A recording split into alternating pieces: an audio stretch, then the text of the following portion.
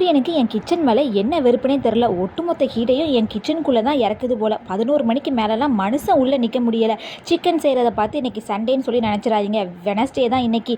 டெய்லியும் சாம்பார் தானே சாப்பிட்றோம். இதுக்கு மேலெலாம் நம்ம நாக்கெல்லாம் கட்டுப்படுத்த முடியாது. நான்லாம் 4 வேளையும் நான்வெஜ் தின்னு பழகிற ஆளியா, என்னெல்லாம் இப்படி வெஜ்ஜு சாப்பிட வைக்கிறீங்களேன்னு சொல்லிட்டு இன்றைக்கி கடைக்கு போய் சிக்கன் வாங்கிட்டு வந்துட்டு சிக்கன் சுக்கா தான் ரெடி பண்ணிகிட்டு இருந்தேன். எனக்கு இந்த ரசத்தை விட சாம்பாருக்கு தான் சிக்கன் வச்சு சாப்பிட்டோம் அப்படின்னா டேஸ்ட்டு அல்டிமேட்டாகவே இருக்கும். கொஞ்ச நாளாக என்னன்னே தெரியலை, இந்த லோக்கல் பிராண்டில் உள்ள பொடியை யூஸ் பண்ணாலே அந்த குழம்போட டேஸ்ட்டோ இல்லைன்னா அந்த கிரேவியோட டேஸ்ட்டோ சூப்பராகவே வருது. அதுலேயும் இந்த எக்ஸ்பெஷலி இந்த மகாராஜான்னு சொல்லிட்டு ஒரு பொடி இருக்குது, அதோட டேஸ்ட்டு ரொம்பவே நல்லா இருக்குது. அதை தான் இப்போல்லாம் போட்டு குழம்புலாம் வச்சிட்ருக்கேன்.